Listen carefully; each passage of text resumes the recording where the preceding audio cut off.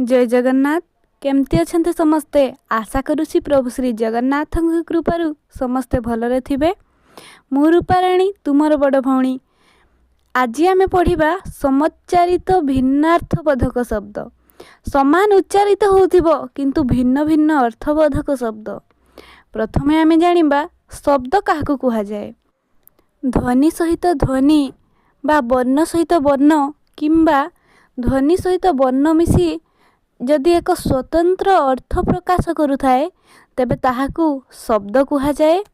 शब्द समूह को नहीं बा शब्द समूह को सजाई आमे वाक्य गठन करी आमे आमर मनर भाव को परिप्रकाश करि थाउ। अनेक शब्द अछि जहा उच्चारण दिगरु भिन्न भिन्न किंतु अर्थ समान। जेपरिक आदित्य, सूर्य, तपन, सविता, अंशुमाली ए शब्द गुड़िकर उच्चारण दृष्टि अलगा, मात्र एमानंकर अर्थ सूर्य को बुझाई थाए।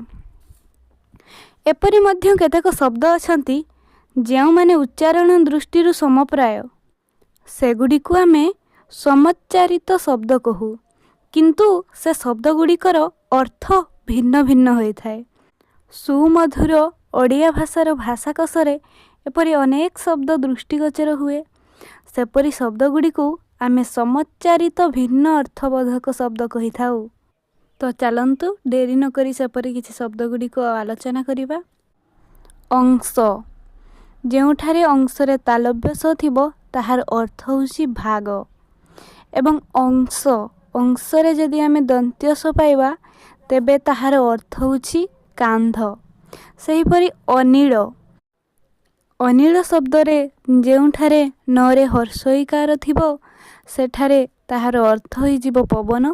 एवं जेउठारे अनिल दीर्घईकार होइथिबो सेठारे ताहार अर्थ होई जिवो जहा नील नुहे। सेहिपरि असन, असन शब्दरे जेउठारे आमे दंत्यस पाइबा ताहार अर्थ होई जिवो क्षेपण। एवं जेउठारे आमे असनरे तालव्यस पाइबा सेठारे ताहार अर्थ होई जिवो भजन। सेहिपरि असी, असी शब्दरे जेउठारे आमे दंत्यसरे हर्षईकार पाइबा ताहार अर्थ होई जिवो खंडा बा खड्ग। सेहिपरि असी शब्दरे जदि आमे तालव्यसरे दीर्घईकार पाइबा ताहार अर्थ संख्या विशेष होई जिवो।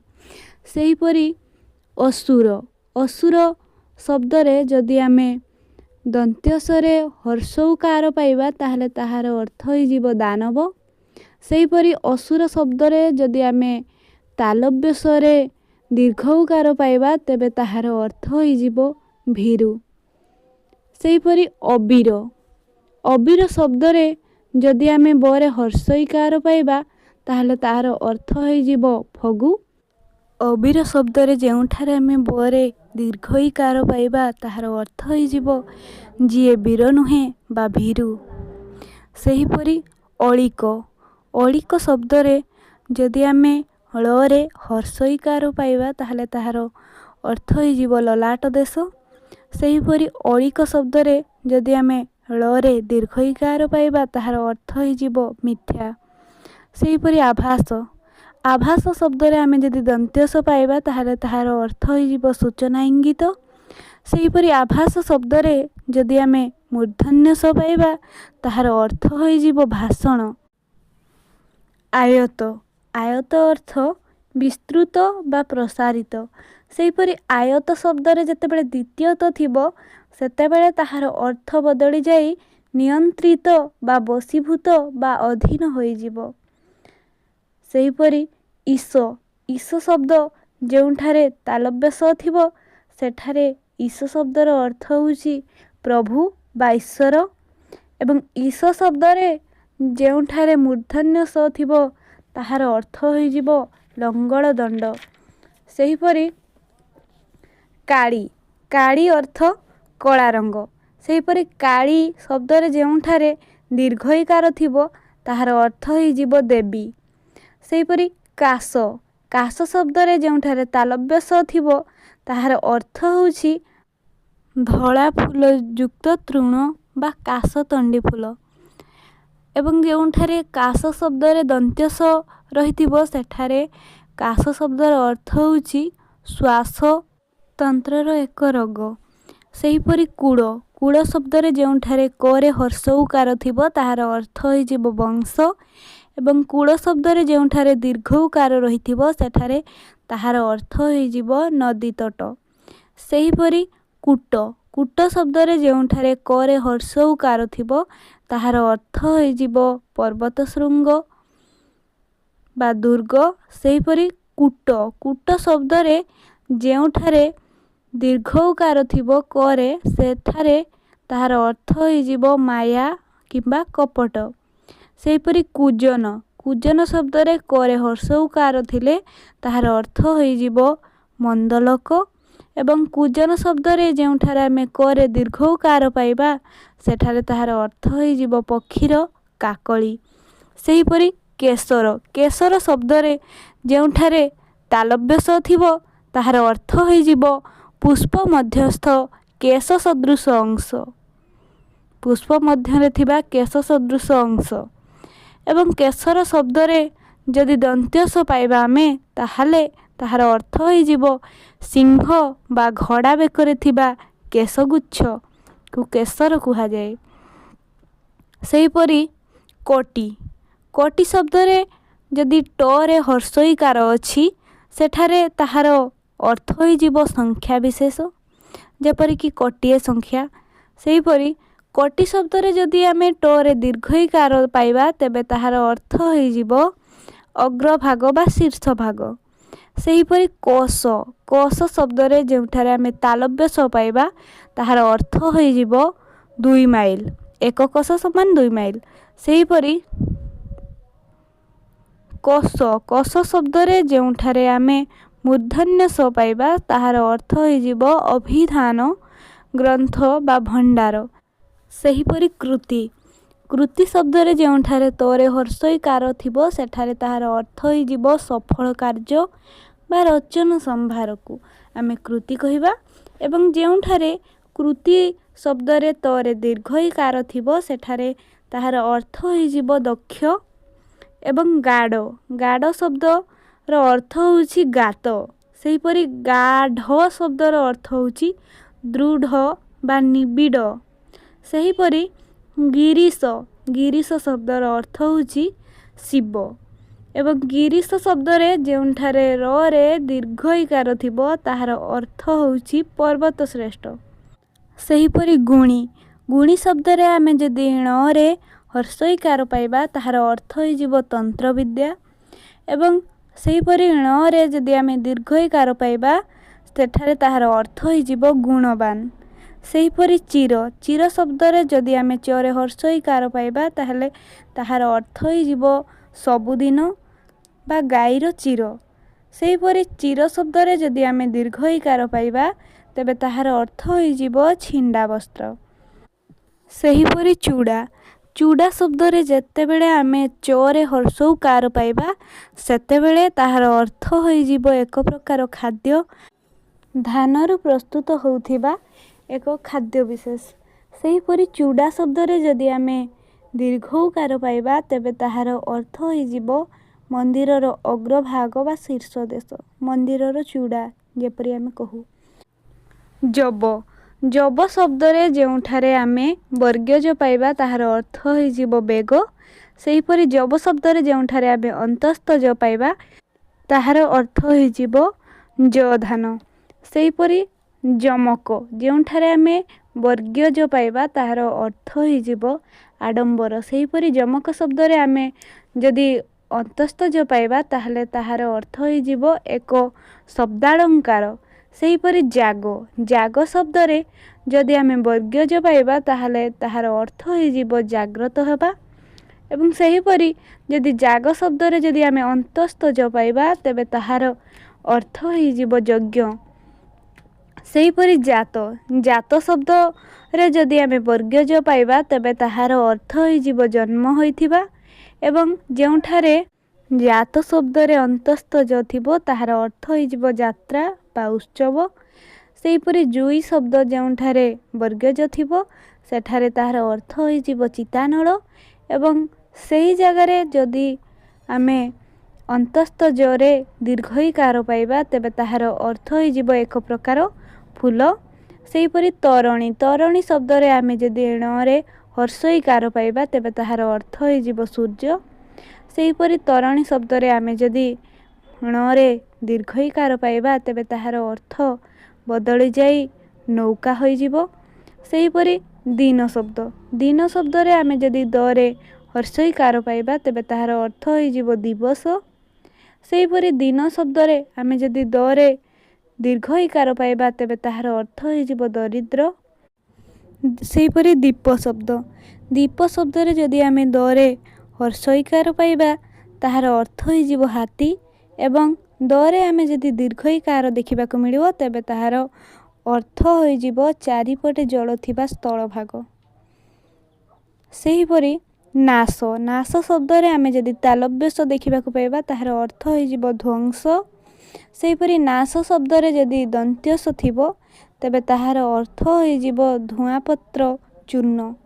ସେହିପରି ନୀତି, ନୀତି ଶବ୍ଦରେ ଯଦି ନରେ ଆମେ ହର୍ଷଇକାର ଦେଖିବାକୁ ପାଇବା ତେବେ ତାହାର ଅର୍ଥ ହୋଇଯିବ ପ୍ରତିଦିନ।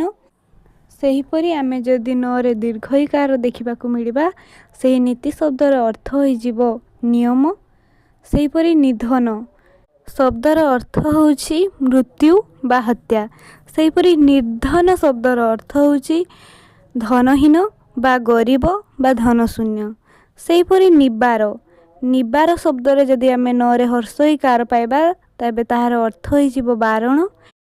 ସେହିପରି ଆମେ ଯଦି ନିବାର ଶବ୍ଦରେ ନରେ ଦୀର୍ଘଇକାର ଦେଖିବାକୁ ମିଳିବ ତେବେ ତାହାର ଅର୍ଥ ହୋଇଯିବ ତୃଣ ଧାନ୍ୟ ବିଶେଷ। ସେହିପରି ପଟ, ପଟ ଶବ୍ଦର ଅର୍ଥ ହେଉଛି ବସ୍ତ୍ର ବା ପରଦା। ସେହିପରି ପଟ ଶବ୍ଦରେ ଯଦି ଦ୍ୱିତୀୟ ଟ ଥିବ ତେବେ ତାହାର ଅର୍ଥ ହୋଇଯିବ ଶ୍ରେଷ୍ଠ। ସେହିପରି ପରଶ୍ଵ, ପରଶ୍ଵ ଶବ୍ଦରେ ଯଦି ଆମେ ଦନ୍ତ୍ୟସ ପାଇବା ତେବେ ତାହାର ଅର୍ଥ ହୋଇଯିବ ପରଧନ। ସେହିପରି ପରଶ୍ଵ ଶବ୍ଦରେ ଯଦି ଆମେ ତାଲବ୍ୟସ ପାଇବା ତେବେ ତାହାର ଅର୍ଥ ହୋଇଯିବ ପରଦିନ। ସେହିପରି ପରି ଶବ୍ଦରେ ଆମେ ଯଦି ରରେ ହର୍ଷଇକାର ଦେଖିବାକୁ ମିଳିବ ତେବେ ତାହାର ଅର୍ଥ ହୋଇଯିବ ଭଳି ବା ତୁଲ୍ୟ। ସେହିପରି ପରି ଶବ୍ଦରେ ଯଦି ଆମକୁ ର ଶବ୍ଦରେ ଦୀର୍ଘଇକାର ଦେଖିବାକୁ ମିଳେ ତେବେ ତାହାର ଅର୍ଥ ହୋଇଯିବ ଅପ୍ସରା। ସେହିପରି ପୁର, ପୁର ଶବ୍ଦରେ ଯଦି ପରେ ହର୍ଷଉକାର ଦେଖିବାକୁ ମିଳିବ ତେବେ ତାହାର ଅର୍ଥ ହୋଇଯିବ ଗ୍ରାମ ବା ନଗର ବା ଗୃହ। ସେହିପରି ପୁର ଶବ୍ଦରେ ଯଦି ଆମକୁ ଦୀର୍ଘଉକାର ଦେଖିବାକୁ ମିଳିବ ତେବେ ତାହାର ଅର୍ଥ ହୋଇଯିବ ପିଠାର ପୁର।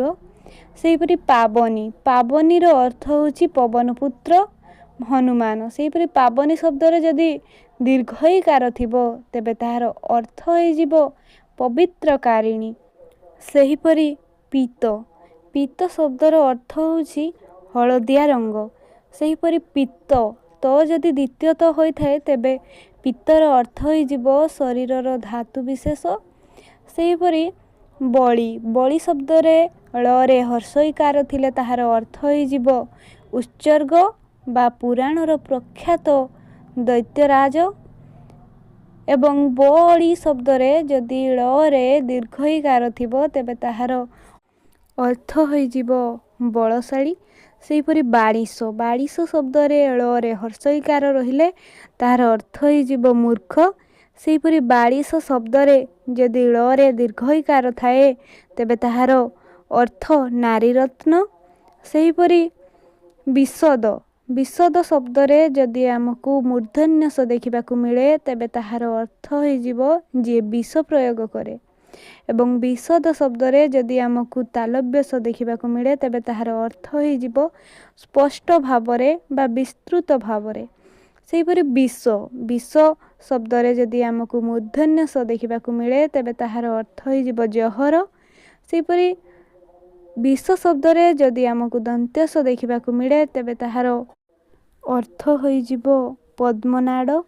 ସେହିପରି ବୃତ୍ତି, ବୃତ୍ତି ଶବ୍ଦର ଅର୍ଥ ହେଉଛି ବାଡ଼ ବା ଆବରଣ। ସେହିପରି ବୃତ୍ତି ଶବ୍ଦରେ ଯଦି ଦ୍ୱିତୀୟତ ଥାଏ ତେବେ ତାହାର ଅର୍ଥ ହେଉଛି ପେଶା। ସେହିପରି ବେଳା, ବେଳା ଶବ୍ଦର ଅର୍ଥ ହେଉଛି ସମୟ ଏବଂ ଅନ୍ୟ ପକ୍ଷରେ ବେଳା ଶବ୍ଦର ଅର୍ଥ ସମୁଦ୍ର ତୀର ହୋଇଥାଏ। ସେହିପରି ଭୀତି, ଭିତ୍ତି ଶବ୍ଦର ଅର୍ଥ ହେଉଛି ଭୟ। ପୁଣି ସେହିପରି ଭିତ୍ତି ଶବ୍ଦରେ ଯଦି ଭରେ ହର୍ଷଇକାର ଏବଂ ଦ୍ୱିତୀୟ ତରେ ହର୍ଷଇକାର ଥାଏ ତେବେ ତାହାର ଅର୍ଥ ହୋଇଯିବ ମୂଳଦୁଆ। ସେହିପରି ମତ, ମତ ଶବ୍ଦର ଅର୍ଥ ହେଉଛି ମନୋଗତ ଭାବ ଏବଂ ମତ ଶବ୍ଦରେ ଯଦି ଦ୍ୱିତୀୟ ତ ଥାଏ ତେବେ ତାହାର ଅର୍ଥ ହୋଇଯାଏ ପାଗଳ। ସେହିପରି ମାସ, ମାସ ଶବ୍ଦରେ ଯଦି ଦନ୍ତ୍ୟସ ଥାଏ ତେବେ ତାହାର ଅର୍ଥ ହୋଇଯାଏ 30 ଦିନର ସମାହାର। ସେହିପରି ମାସ ଶବ୍ଦରେ ଯଦି ଆମେ ତାଲବ୍ୟସ ଦେଖିବାକୁ ମିଳିବ ତେବେ ତାହାର ଅର୍ଥ ହୋଇଯିବ ବିରି। ସେହିପରି ରଦ, ରଦ ଶବ୍ଦର ଅର୍ଥ ହେଉଛି ଦାନ୍ତ। ସେହିପରି ରଦ ଦ୍ୱିତୀୟ ଦ ଯଦି ଥାଏ ରଦ ଶବ୍ଦରେ ତେବେ ତାହାର ଅର୍ଥ ହୋଇଯିବ ବାତିଲ। ସେହିପରି ଲକ୍ଷ, ଲକ୍ଷ ଶବ୍ଦର ଅର୍ଥ ହେଉଛି ସଂଖ୍ୟା ବିଶେଷ। ସେହିପରି ଲକ୍ଷ୍ୟ ଶବ୍ଦରେ ଯଦି ଜ୍ୟ ଫଳ ଲାଗିଥାଏ ତେବେ ତାହାର ଅର୍ଥ ହୋଇଯିବ ଉଦ୍ଦେଶ୍ୟ। ସେହିପରି ସକଳ, ସକଳ ଶବ୍ଦରେ ଯଦି ଆମକୁ ତାଲବ୍ୟସ ଦେଖିବାକୁ ମିଳେ ତେବେ ତାହାର ଅର୍ଥ ହୋଇଯିବ ଖଣ୍ଡ ବା ଅଂଶବିଶେଷ। ସେହିପରି ସକଳ ଶବ୍ଦରେ ଯଦି ଆମକୁ ଦନ୍ତ୍ୟସ ଦେଖିବାକୁ ମିଳେ ତେବେ ତାହାର ଅର୍ଥ ହୋଇଯିବ ସମସ୍ତ। ସେହିପରି ଶକ୍ତ, ଶକ୍ତ ଶବ୍ଦରେ ଯେଉଁଠାରେ ତାଲବ୍ୟସ ଥିବ ତାହାର ଅର୍ଥ ହୋଇଯିବ ଦୃଢ଼ ଏବଂ ସେହି ଶକ୍ତ ଶବ୍ଦରେ ଯେଉଁଠାରେ ଦନ୍ତ୍ୟସ ଥାଏ ତେବେ ତାହାର ଅର୍ଥ ହୋଇଯାଏ ଆସକ୍ତ ବା ଅନୁରକ୍ତ। ସେହିପରି ଶଙ୍କର, ଶଙ୍କର ଶବ୍ଦରେ ଯଦି ତାଲବ୍ୟସ ଦେଖିବାକୁ ମିଳେ ତେବେ ତାହାର ଅର୍ଥ ହୋଇଯିବ ଶିବ ଏବଂ ସେହି ତାଲବ୍ୟସ ସ୍ଥାନରେ ଯଦି ଆମକୁ ଦନ୍ତ୍ୟସ ଦେଖିବାକୁ ମିଳେ ତାହାର ଅର୍ଥ ହୋଇଯାଏ ବିଭିନ୍ନ ଜାତିର ମିଶ୍ରଣରେ ଜାତ ହୋଇଥିବା ପ୍ରାଣୀ ବା ଉଦ୍ଭିଦ। ସେହିପରି ସପ୍ତ, ସପ୍ତ ଶବ୍ଦରେ ଯଦି ଆମକୁ ତାଲବ୍ୟସ ଦେଖିବାକୁ ମିଳେ ତାହାର ଅର୍ଥ ହୋଇଯାଏ ଶାପଗ୍ରସ୍ତ, ଅଭିଶାପଗ୍ରସ୍ତ। ସେହିପରି ସପ୍ତ ଶବ୍ଦରେ ଯଦି ଆମକୁ ଦନ୍ତ୍ୟସ ଦେଖିବାକୁ ମିଳେ ତାହାର ଅର୍ଥ ହୋଇଯାଏ ସାତ। ସେହିପରି ସବଳ, ସବଳ ଶବ୍ଦରେ ଯଦି ଆମକୁ ତାଲବ୍ୟସ ଦେଖିବାକୁ ମିଳେ ତାହାର ଅର୍ଥ ହୋଇଯାଏ ନାନା ବର୍ଣ୍ଣ ବିଶିଷ୍ଟ ଏବଂ ଯେଉଁଠାରେ ସବଳ ଶବ୍ଦରେ ଦନ୍ତ୍ୟସ ଥାଏ ତେବେ ତାହାର ଅର୍ଥ ହୋଇଯାଏ ବଳଶାଳୀ। ସମ, ସମ ଶବ୍ଦରେ ଯଦି ଆମକୁ ତାଲବ୍ୟସ ଦେଖିବାକୁ ମିଳେ ତେବେ ତାହାର ଅର୍ଥ ହୋଇଯାଏ ଶାନ୍ତି ଏବଂ ସେହି ତାଲବ୍ୟ ସ୍ଥାନରେ ଯଦି ଆମକୁ ଦନ୍ତ୍ୟସ ଦେଖିବାକୁ ମିଳେ ତେବେ ତାହାର ଅର୍ଥ ହୋଇଯାଏ ସମାନ। ଏହି ଦୁଇଟି ଶବ୍ଦ ଦୁଇଟି ପ୍ରଶ୍ନ ରୂପରେ ଗତ ବର୍ଷ 2024-25 ବୋର୍ଡ଼ ଏକ୍ଜାମରେ ଦୁଇଟି ପ୍ରଶ୍ନ ରୂପେ ଆସିଥିଲା। ସେହିପରି ସମନ, ସମନ ଶବ୍ଦରେ ଯଦି ଆମକୁ ତାଲବ୍ୟସ ଦେଖିବାକୁ ମିଳେ ତେବେ ତାହାର ଅର୍ଥ ହୋଇଯିବ ଯମ ଏବଂ ସେହି ସମନ ଶବ୍ଦରେ ଯଦି ଆମକୁ ଦନ୍ତ୍ୟସ ଦେଖିବାକୁ ମିଳେ ତେବେ ତାହାର ଅର୍ଥ ହୋଇଯାଏ ଆଦେଶପତ୍ର। ସେହିପରି ସ୍ୱର, ସ୍ୱର ଶବ୍ଦରେ ଯଦି ଆମକୁ ତାଲବ୍ୟସ ଦେଖିବାକୁ ମିଳେ ତେବେ ତାହାର ଅର୍ଥ ହୋଇଯାଏ ଧନୁସ୍ୱର। ସେହିପରି ସ୍ୱର ଶବ୍ଦରେ ଯଦି ଆମକୁ ଦନ୍ତ୍ୟସ ଦେଖିବାକୁ ମିଳେ ତେବେ ତାହାର ଅର୍ଥ ହୋଇଯାଏ ପୋଖରୀ ବା ଦୁଧସ୍ୱର। ସେହିପରି ଶତ ଶବ୍ଦରେ ଯଦି ଆମକୁ ତାଲବ୍ୟସ ଦେଖିବାକୁ ମିଳେ ତେବେ ତାହାର ଅର୍ଥ ହୋଇଯିବ ଶହ ସଂଖ୍ୟା। ସେହିପରି ଶତ ଶବ୍ଦରେ ଯଦି ଦନ୍ତ୍ୟସ ଦେଖିବାକୁ ମିଳେ ତାହାର ଅର୍ଥ ହୋଇଯାଏ ସତ୍ୟ। ସେହିପରି ଶୁକ ଶବ୍ଦରେ ଯଦି ହର୍ଷ ଉକାର ଥାଏ ତେବେ ତାହାର ଅର୍ଥ ଶୁଆପକ୍ଷୀ। ସେହିପରି ଶୁକ ଶବ୍ଦରେ ଯଦି ଦୀର୍ଘ ଉକାର ଥାଏ ତେବେ ତାହାର ଅର୍ଥ ହୋଇଯିବ ଶସ୍ୟର ସୂକ୍ଷ୍ମ ଅଗ୍ରଭାଗ। ସେହିପରି ସାପ, ସାପ ଶବ୍ଦରେ ଯଦି ତାଲବ୍ୟସ ଥାଏ ତେବେ ତାହାର ଅର୍ଥ ହୋଇଯାଏ ଅଭିଶାପ। ସେହିପରି ତାଲବ୍ୟସ ସ୍ଥାନରେ ଯଦି ସେଠାରେ ଦନ୍ତ୍ୟସ ଥାଏ ତେବେ ସେହି ସାପର ଅର୍ଥ ହୋଇଯାଏ ସରୀସୃପ ବିଶେଷ। ସେହିପରି ସୂତ, ସୂତ ଶବ୍ଦରେ ଯଦି ହର୍ଷ ଉକାର ଥାଏ ତେବେ ତାହାର ଅର୍ଥ ହୋଇଯିବ ପୁତ୍ର। ସେହିପରି ସୂତ ଶବ୍ଦରେ ଯଦି ଦୀର୍ଘ ଉକାର ଥାଏ ତେବେ ତାହାର ଅର୍ଥ ହୋଇଯାଏ ସାରଥୀ। ସେହିପରି ଶୁଦ୍ଧ, ଶୁଦ୍ଧ ଶବ୍ଦରେ ଯଦି ହର୍ଷ ଉକାର ଥାଏ ତେବେ ତାହାର ଅର୍ଥ ହୋଇଯାଏ କଳନ୍ତର। ସେହିପରି ଶୁଦ୍ଧ ଶବ୍ଦରେ ଯଦି ତାଲବ୍ୟସରେ ହର୍ଷ ଉକାର ଏବଂ ଦ୍ୱିତୀୟ ଧ ଥାଏ ତେବେ ତାହାର ଅର୍ଥ ହୋଇଯାଏ ପବିତ୍ର। ସେହିପରି ସୁର ଶବ୍ଦରେ ଯଦି ଦନ୍ତ୍ୟସ ଥାଏ, ଦନ୍ତ୍ୟସରେ ହର୍ଷ ଉକାର ଥାଏ ତେବେ ତାହାର ଅର୍ଥ ହୋଇଯାଏ ଦେବତା। ସେହି ସ୍ଥାନରେ ତାଲବ୍ୟସରେ ଯଦି ଦୀର୍ଘ ଉକାର ଥାଏ ତେବେ ସେହି ସୁରର ଅର୍ଥ ହୋଇଯାଏ ବୀର। ସେହିପରି ସୂଚି ଶବ୍ଦରେ ଯଦି ତାଲବ୍ୟସରେ ହର୍ଷ ଉକାର ଏବଂ ଚ ଶବ୍ଦରେ ହର୍ଷ ଇକାର ଥାଏ ତେବେ ତାହାର ଅର୍ଥ ହୋଇଯିବ ପବିତ୍ର। ସେହି ସ୍ଥାନରେ दंत्य स रे दीर्घ उकार एवं च रे दीर्घ इकार थाए तेबे ताहार अर्थ होइजिबो छुंची। सेहीपरि शीत शीत शब्द रे तालव्य स रे दीर्घ इकार एवं त ଯେଉଁଠାରେ ଥିବ ତାହାର ଅର୍ଥ ହୋଇଯାଏ ଥଣ୍ଡା ବା ଋତୁ ବିଶେଷ। ସେହିପରି ଶୀତ ଶୀତ ଶବ୍ଦରେ ଯେଉଁଠାରେ ଆମକୁ ଦନ୍ତ୍ୟସରେ ହର୍ଷଇକାର ଶୀତ ଦେଖିବାକୁ ମିଳେ ତାହାର ଅର୍ଥ ହୋଇଯାଏ ଧବଳ। ସେହିପରି ଶୁକର ଶୁକର ଶବ୍ଦ ଯେଉଁଠାରେ ତାଲବ୍ୟ ସରେ ଦୀର୍ଘ ଉକାର ଶୁକର ଥିବ ସେଠାରେ ତାହାର ଅର୍ଥ ହୋଇଯିବ ଘୁଷୁରୀ। ସେହିପରି ଶୁକର ଶବ୍ଦରେ ଯଦି ଦନ୍ତ୍ୟସରେ ହର୍ଷ ଉକାର ଥାଏ ତେବେ ତାହାର ଅର୍ଥ ହୋଇଯାଏ ସହଜ। ସେହିପରି ଶିର ଶିର ଶବ୍ଦରେ ଯେଉଁଠାରେ ତାଲବ୍ୟ ସରେ ହର୍ଷ ଇକାର ଥାଏ ତାହାର ଅର୍ଥ ହୋଇଯିବ ମୁଣ୍ଡ। ସେହି ସ୍ଥାନରେ ଯଦି ଦନ୍ତ୍ୟସରେ ଦୀର୍ଘ ଇକାର ଥାଏ ସେହି ଶିରର ଅର୍ଥ ହୋଇଯିବ ଶିଆର। ସେହିପରି ଶିଳ ତାଲବ୍ୟ ସରେ ହର୍ଷ ଇକାର ଥିଲେ ସେହି ଶିଳର ଅର୍ଥ ହୋଇଯିବ ପଥର ଖଣ୍ଡ ଏବଂ ସେହି ସ୍ଥାନରେ ଯଦି ତାଲବ୍ୟ ସରେ ଦୀର୍ଘ ଇକାର ଥାଏ ତେବେ ସେହି ଶିଳର ଅର୍ଥ ହୋଇଯିବ ସ୍ୱଭାବ। ସେହିପରି ସମନ ସମନ ଶବ୍ଦରେ ଯଦି ଆମକୁ ତାଲବ୍ୟ ସ ଦେଖିବାକୁ ମିଳେ ତେବେ ତାହାର ଅର୍ଥ ହୋଇଯିବ ଯମ। ସେହି ସ୍ଥାନରେ ଯଦି ଆମକୁ ଦନ୍ତ୍ୟ ସ ଦେଖିବାକୁ ମିଳେ ତେବେ ସେହି ସମନର ଅର୍ଥ ହୋଇଯିବ ଆଦେଶ ପତ୍ର। ସେହିପରି ଶ୍ରବଣ ଶ୍ରବଣ ଅର୍ଥ ଶୁଣିବା। ସେହି ଶ୍ରବଣ ସ୍ଥାନରେ ଯଦି ତାଲବ୍ୟ ସ ସ୍ଥାନରେ ଯଦି ଆମକୁ ଦନ୍ତ୍ୟ ସ ଦେଖିବାକୁ ମିଳେ ସେହି ଶ୍ରବଣର ଅର୍ଥ ହୋଇଯିବ ଝରିବା। ସେହିପରି ଷଷ୍ଠୀ ଷଷ୍ଠୀ ଶବ୍ଦରେ ଯଦି ହର୍ଷ ଇକାର ଥାଏ ତାହାର ଅର୍ଥ ହୋଇଯିବ 60 ବା ସଂଖ୍ୟା ବିଶେଷ। ସେହିପରି ଷଷ୍ଠୀ ଶବ୍ଦରେ ଯଦି ଦୀର୍ଘ ଇକାର ଥିବ ତେବେ ତାହାର ଅର୍ଥ ହୋଇଯିବ ଦେବୀ। ସେହିପରି ଅର୍ଘ ଅର୍ଘ ଶବ୍ଦର ଅର୍ଥ ହେଉଛି ମୂଲ୍ୟ ଏବଂ ସେହି ସ୍ଥାନରେ ଅର୍ଘ୍ୟ ଶବ୍ଦର ଅର୍ଥ ହେଉଛି ପୂଜା ଦ୍ରବ୍ୟ। ସେହିପରି ଅବଦାନ ଶବ୍ଦର ଅର୍ଥ ହେଉଛି ମହତ୍ କର୍ମ ଏବଂ ଅବଧାନ ଶବ୍ଦର ଅର୍ଥ ହେଉଛି ମନୋଯୋଗ। ସେହିପରି ଅବହିତ ଶବ୍ଦର ଅର୍ଥ ହେଉଛି ନିବିଷ୍ଟ ବା ମନୋଯୋଗୀ। ସେହିପରି ଅବିହିତ ଶବ୍ଦର ଅର୍ଥ ହେଉଛି ଅନୁଚିତ ବା ଯାହା କରଣୀୟ ନୁହେଁ ଯାହା ଉଚିତ ନୁହେଁ। ସେହିପରି ଆବରଣ ଆବରଣ ଶବ୍ଦର ଅର୍ଥ ହେଉଛି ଘୋଡ଼ଣୀ। ସେହିପରି ଆଭରଣ ଶବ୍ଦର ଅର୍ଥ ହେଉଛି ଭୂଷଣ। ସେହିପରି ଉପାଦାନ ଶବ୍ଦର ଅର୍ଥ ହେଉଛି ଉପକରଣ ଏବଂ ଉପାଧାନ ଶବ୍ଦର ଅର୍ଥ ହେଉଛି ତକିଆ। ସେହିପରି ଗୋଲକ ଶବ୍ଦର ଅର୍ଥ ହେଉଛି ଗୋଲାକାର ବସ୍ତୁ ଏବଂ ଗୋଲୋକ ଶବ୍ଦର ଅର୍ଥ ହେଉଛି ସ୍ୱର୍ଗପୁର। ସେହିପରି ଚରିତ ଶବ୍ଦର ଅର୍ଥ ହେଉଛି କଥା ବା ବିଷୟ। ସେହିପରି ଚରିତ୍ର ଚରିତ୍ର ଶବ୍ଦର ଅର୍ଥ ହେଉଛି ନୈତିକ ସ୍ୱଭାବ ଏବଂ ସେହିପରି ଚ୍ୟୁତ ଚ୍ୟୁତ ଶବ୍ଦର ଅର୍ଥ ହେଉଛି ସ୍ଖଳିତ ଏବଂ ଚ୍ୟୁତ ଶବ୍ଦର ଅର୍ଥ ହେଉଛି ଆମ୍ବ। ସେହିପରି ତଟକା ଶବ୍ଦର ଅର୍ଥ ହେଉଛି ସଜ। ସେହିପରି ତାଟକା ଶବ୍ଦର ଅର୍ଥ ହେଉଛି ଆବାକାବା। ସେହିପରି ତଡ଼ ଶବ୍ଦର ଅର୍ଥ ଦର୍ପ ତଡ଼ା ଶବ୍ଦର ଅର୍ଥ ଫୁଲଗୁଚ୍ଛ। ସେହିପରି ଦୂତି ଶବ୍ଦର ଅର୍ଥ ସମ୍ବାଦବାହିକା ନାରୀ ବା ଦୂତିକା। ସେହିପରି ଦ୍ୟୁତ ଶବ୍ଦର ଅର୍ଥ ହେଉଛି ପଶା ଖେଳ। ସେହିପରି ନଟ ନଟ ଶବ୍ଦର ଅର୍ଥ ହେଉଛି ଅଭିନେତା ଏବଂ ନାଟ ଶବ୍ଦର ଅର୍ଥ ହେଉଛି ନୃତ୍ୟ ବା ଯାତ୍ରା। ସେହିପରି ନିଧନ ନିଧନ ଶବ୍ଦର ଅର୍ଥ ହେଉଛି ବିନାଶ ଏବଂ ନିର୍ଧନ ଶବ୍ଦର ଅର୍ଥ ହେଉଛି ଧନହୀନ। ସେହିପରି ପଟ ପଟ ଶବ୍ଦର ଅର୍ଥ ହେଉଛି ଯବନିକା ବା କଦଳୀ ପାଟୁଆ।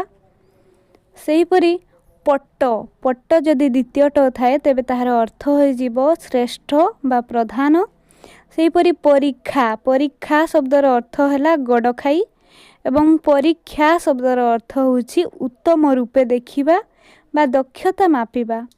ସେହିପରି ପରିଚ୍ଛଦ ପରିଚ୍ଛଦ ଶବ୍ଦର ଅର୍ଥ ହେଉଛି ପୋଷାକ ଏବଂ ପରିଚ୍ଛେଦ ଶବ୍ଦର ଅର୍ଥ ହେଉଛି ଅଧ୍ୟାୟ। ସେହିପରି ପ୍ରଦାନ ପ୍ରଦାନ ଶବ୍ଦର ଅର୍ଥ ହେଉଛି ଦେବା ପ୍ରଧାନ ଶବ୍ଦର ଅର୍ଥ ହେଉଛି ଶ୍ରେଷ୍ଠ। ସେହିପରି ପ୍ରସାଦ ପ୍ରସାଦ ଶବ୍ଦର ଅର୍ଥ କୃପା ବା ଭୋଗ। ପ୍ରାସାଦ ପ୍ରାସାଦ ଶବ୍ଦର ଅର୍ଥ ହେଉଛି କୋଠା ଘର। ସେହିପରି प्रस्थ शब्दर अर्थ होउछि स्तर, प्रस्थ शब्दर अर्थ होउछि असार। सेहीपरि बध शब्दर अर्थ होउछि हत्या एवं बद्ध शब्दर अर्थ होउछि बंधा। सेहीपरि बल्लभ शब्दर अर्थ होउछि पाचक बा रोषेइया। सेहीपरि बल्लभ शब्दर अर्थ होउछि स्वामी बा प्रिय। सेहीपरि मागण शब्दर अर्थ होउछि चांदा मागिबा एवं मागणा शब्दर अर्थ होउछि बिना मूल्य रे। सेहीपरि लिखन, लिखन शब्दर अर्थ होउछि लेखिबा। लेखन शब्दर अर्थ होउछि लुहा कलम। सेहीपरि सत्व, सत्व शब्दर अर्थ होउछि महत् गुण एवं स्वत्व शब्दर अर्थ होउछि अधिकार। सेहीपरि स्वर्ग, स्वर्ग शब्दर अर्थ होउछि देवलोक एवं स्वर्ग शब्दर अर्थ होउछि अध्याय। सेहीपरि स्वाक्षर शब्दर अर्थ होउछि दस्तखत एवं साक्षर शब्दर अर्थ होउछि लेखि पढ़ी जानिथिबा व्यक्ति विशेष। सेहीपरि स्कंद, स्कंद शब्दर अर्थ होउछि कार्तिकेय एवं स्कंध शब्दर अर्थ होउछि कांध। सेहीपरि सीमंत, सीमंत शब्दर अर्थ होउछि सुंथा एवं सीमांत शब्दर अर्थ होउछि सीमा शेष। सेहीपरि स्मृति शब्दर अर्थ होउछि स्मरण शक्ति एवं श्रुति शब्दर अर्थ होउछि वेद। सेहीपरि श्मश्रु शब्दर अर्थ होउछि सासु एवं श्मश्रु शब्दर अर्थ होउछि दाढ़ी। इतिमध्यरे समुच्चारित भिन्न अर्थबोधक शब्द गुड़िकर आलोचना सरी जाइछि। क्लासटी भल लागिथिले समस्तଙ୍କ सहित शेयर करंतु। आजि पई रहुछि। जय जगन्नाथ।